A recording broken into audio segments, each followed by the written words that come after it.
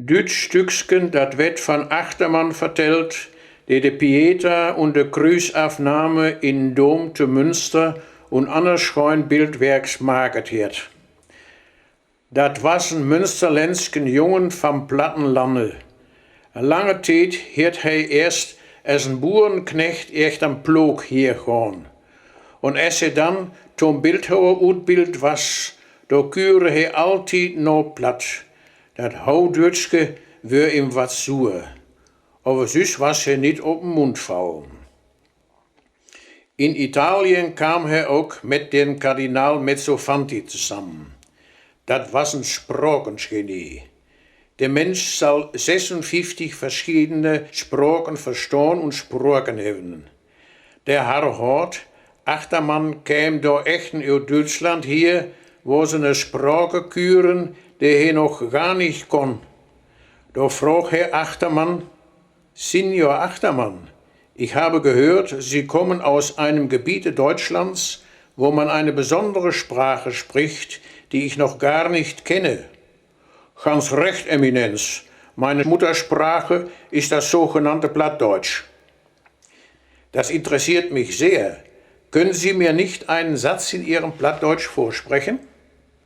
Achtermann bedachte sich keinen Augenschlag und sagt ganz unschuldig, jawohl, Eminenz. Der Röhe steigt an dem Meer und bührt ein Bein in der Hüfte. Der Kardinal schlug für Verwunderung die Hände zusammen. Wunderbar, einfach wunderbar, ein Wohlklang sondergleichen. Sprechen Sie diesen Satz doch langsam und mit Betonung noch einmal. Der Röhe steigt an dem Meer und bührt ein Bein in der Hüfte. Großartig, diese reinen, vollen Naturlaute einer unverfälschten Volkssprache. Sprechen Sie den Satz doch nochmal, aber diesmal schnell, damit ich den natürlichen Tonfall und Rhythmus mit meinem Ohr aufnehmen kann. Der Röhe steigt an dem Meer und bührt ein Bein in der Hüfte.